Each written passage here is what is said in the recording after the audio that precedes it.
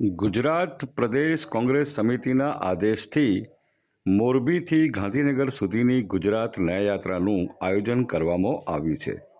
ગુજરાતમાં 3 દાયકાથી ભારતીય જનતા પાર્ટીનું શાસન છે. ભાજપ સરકારમાં ભ્રષ્ટાચારે માજા મૂકી છે.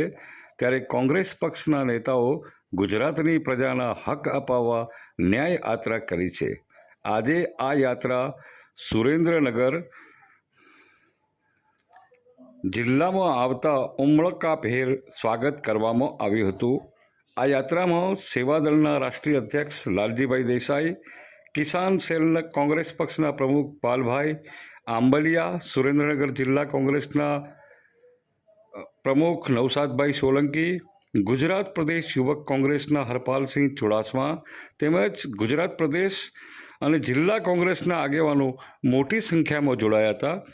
આ યાત્રા સુરેન્દ્રનગર જિલ્લાના રૂટના પ્રભારી પ્રદેશ કોંગ્રેસના ઉપપ્રમુખ દિનેશભાઈ ગઢવી, તેમની સાથે બનાસકાંઠા જિલ્લા કોંગ્રેસના ઉપપ્રમુખ મુકેશ ચૌહાણ, જિલ્લા પંચાયતના ચેરમેન દિનેશ પરમાર આ ન્યાય યાત્રામાં જોડાયા હતા.